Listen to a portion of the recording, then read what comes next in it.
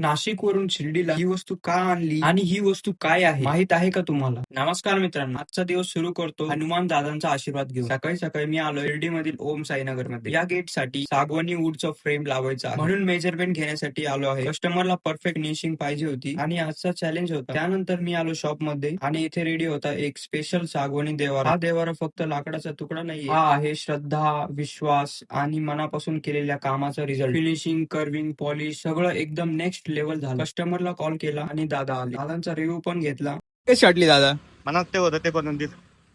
पण स्टोरी इथेच संपत नाही. नाशिक वरून स्पेशल इन्स्ट्रुमेंट आलं होतं वूड वर्क साठी आणि दादांच्या रिक्वायरमेंट नुसार काम केलं कम्प्लीट. दादांना विचारू काम कसं झालं. नमस्कार, ओम साईराम मित्रांनो. तर आमचे मित्र आहे इथं साईराम यादव यांच्या फर्निचर दुकानात मी आज आलो होतो. नाशिकवरनं मी इथं आलो आणि त्यांनी मला वूडचं जे माझं थोडंसं काम होतं ते अतिशय एकदम त्यांचा ब्लॉग बघून मी इथं आलो. त्यांनी एकदम कमी वेळेत आणि एकदम चांगलं काम केलेलं आहे. त्याबद्दल त्यांचं मनपूर्वक धन्यवाद. आणि आपली जी कंपनी आहे कृषीधन, तर त्या संदर्भात मला ते इन्स्ट्रुमेंट लागत होतं, त्यांनी एकदम चांगल्या पद्धतीने बनवून दिले. थँक्यू. त्यानंतर दादांना बाय बाय केलं. भेटूया नेक्स्ट ब्लॉग मध्ये. असेच ब्लॉग बघण्यासाठी फॉलो करा.